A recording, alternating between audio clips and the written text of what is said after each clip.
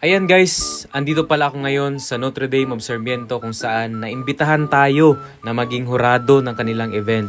Alam nyo guys, sa mga oras na to, ayan habang ako'y naglalakad, kinakabahan ako dahil first time ko nga na mag-judge ng mga ganito kalaking event. Ayan, pagdating ko nga ay nagkandak muna ng briefing sa amin si Sir Aviso, ang organizer ng event na to.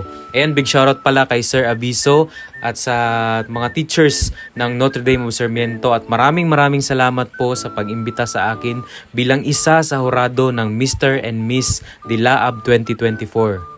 Pagkatapos nga ng briefing ay namili kami ng best photogenic at best glam shoot sa mga contestants. Nahirapan nga ako sa pagpili dito dahil sobrang magaganda at mga nagagapuhan ng mga contestant nila. Pero syempre, kailangan natin mamili kung sino talaga yung nag-stand out sa kanilang lahat. At ayun, tapos na nga akong mamili. Ayan, kasama ko nga bilang hurado sila Ma'am Gail at si Miss Meljoy at syempre ang aking mga videographer. Alam nyo guys, nagdala ako dito ng 4 na videographer.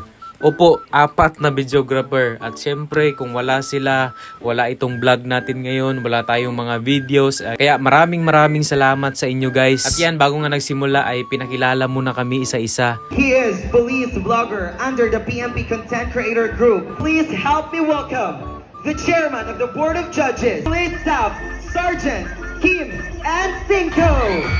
Sa mga oras na yan guys, hindi ko talaga alam kung anong gagawin ko. Basta ang sinabi lang sa amin bago magsimula. Ako naman, first time ko sa mga ganitong event. Basta paglabas ko, lakad-lakad, smile-smile, kaway-kaway ng konti, sa harap, sa kanan, sa kaliwa. Basta yun, nairaos naman natin. Ayun, pagkatapos nga naming ipakilala ay nagsimula na agad ang kanilang production number. Isa-isa na ngang nagsilabasa ng mga contestants.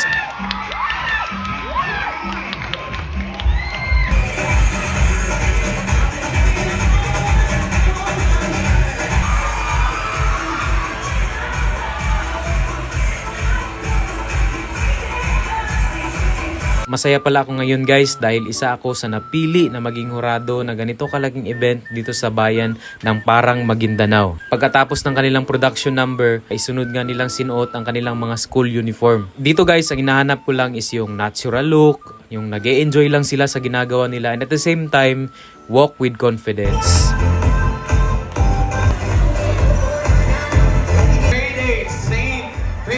Nakakatuwa nga tingnan itong mga bata na to dahil talagang nag-e-enjoy sila sa ginagawa nila. At isa ito sa araw na talagang hindi nila malilimutan. Sabi nga, high school life is the best. After they graduate high school, kahit na anong pilit nilang balikan, ay hindi na talaga sila magiging high school ulit. Kaya sa mga kabataan dyan, enjoy every moment dahil paminsan lang kayo maging high school. Mr. Photogenic nga itong si contestant number 2 at Miss Photogenic naman si contestant number 6. Miss Glam Shoot si contestant number 3 at Mr. Glam Shoot si contestant number 2. Next exposure naman nila guys ay sports attire. Contestant number 1 ay basketball. Contestant number 2 ay billiard naman ang kanilang napili. Contestant number 3 ay baseball. Nagtataka nga ako dito contestant number 4 kasi wala siyang kasama. Siya lang talaga mag-isa, no? Kawawa naman. I'm sure maraming nakaka-relate dito sa kanya, yung sanay bang iniiwan. Badminton naman sina pair number 5 at volleyball ang pair number 6. Sa mga oras na yan guys ay hirap na hirap ako sa pagpili dahil deserving naman lahat manalo. Ayan, habang nagbibihis nga ang ating mga contestant ay meron din silang TikTok competition.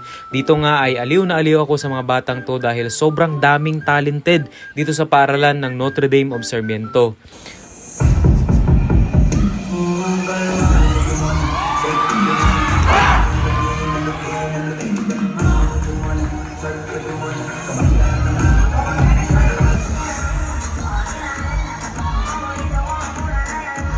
Nakakatuwa lang guys na talagang na-witness ko yung mga ganitong talent. Kaya sa mga kabataan dyan, yes to sports, yes to dance, and no to drugs, okay? Hindi lang sayaw ang pinakita ng mga bata, kundi kanta rin. Hindi lang pala dancer ang mga estudyante ng Notre Dame of Sarmiento, kundi mga singer din. Sa pagsapit ng dilim, ako'y naghihintay pa rin sa iyong maagang pagdating. No si Palasi. Sino ba sila?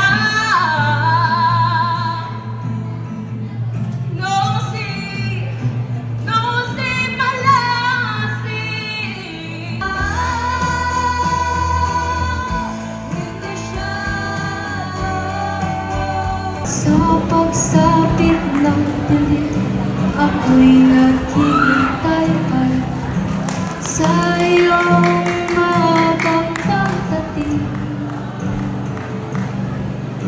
Pagkat ako'y nababalisa kung di ka kapiling. Bawat sandali mahalaga sa atin. Ang pagkataong pumiling, pasalamat ka't may awit na kakantahin. Sa mga itay, yung at sa labis na ilagay na papasigaw. Wow! Ang mga kirot sa puso ay umiinitay. Ang mga bibig ay natutupay. Salamat, salamat musika. Lahat ng panahon ay maasahan ka. Nang isilang ka sa mundong ito, laking tuwa ng magulang mo, at ang kamay nila ang iyong ilaw. Ayan, pagkatapos nga magpakita ng mga talent ang mga students ay rumampa naman ang mga contestants, suot-suot ang kanilang mga festival costume.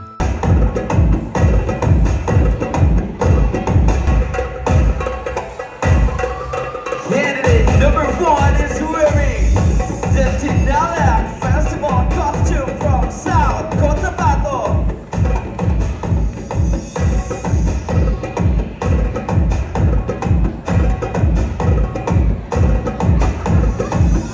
Female candidate number 2 is showcasing the festival costume attire of the Sinulog Festival. Vem Magalenha Rojão, traz a lenha pro fogão, vem fazer armação. Hoje é um dia de sol, alegria de goió, é curtir o verão. Female candidate number 3 is wearing the costume of the Panagbenga Festival of Baguio City.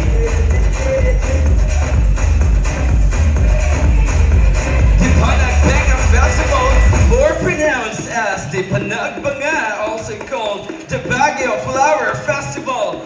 Female candidate number 4 is presenting the festival costume of Kadayawan Festival. The Kadayawan Festival is an annual festival in the city of Davao. Female candidate number 5 is showcasing the festival costume attire of Pintados Casadian Festival. The Pintados Festival is a cultural religious celebration in Tacloban based on the body painting traditions of the ancient tattooed Pintados warriors. Female candidate number 6 is wearing the Bulgarius Festival of Iloilo City, Philippines, the Dinagyang Festival. The Dinagyang Festival is a religious and cultural festival in Iloilo City. Ang hirap ng mamili kasi puro talaga sila magagaling lahat. Pero syempre, ito ay kompetisyon. Kailangan talaga nating mamili kung sino talaga yung mas nangingibabaw at nag-stand out ngayong gabi.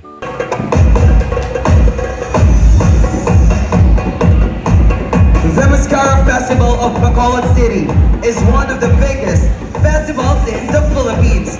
Believe it or not, the festival has been giving local and international visitors the chance to have fun, drink, and party on the streets of Bacolod for over 30 years now. Male candidate number 2 is presenting Talakudong Festival. The streets came alive with dazzling colors and friendly smiles in the city of Tacurong. During the Lumbayag sa Dalanon, kakiay-kiay sa Talakudong street dancing and field demonstration competition, a highlight of the 2019 Talakudong Festival held last September 18. Talakudong Festival is the celebration of charter anniversary of Tacurong. Male candidate number 3 is presenting Tuna Festival.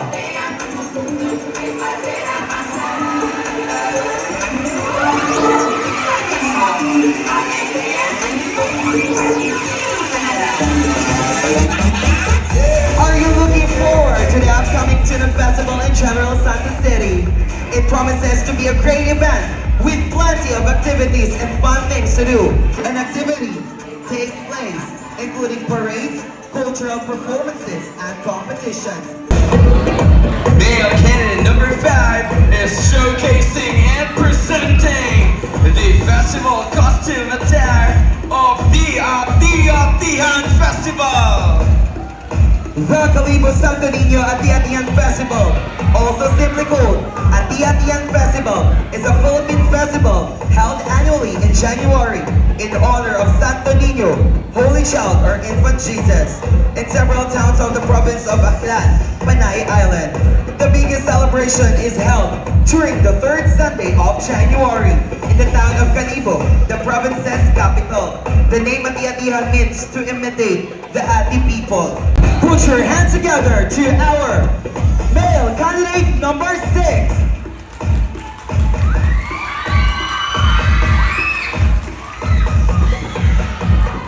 Male candidate number 6 is presenting Halat Festival.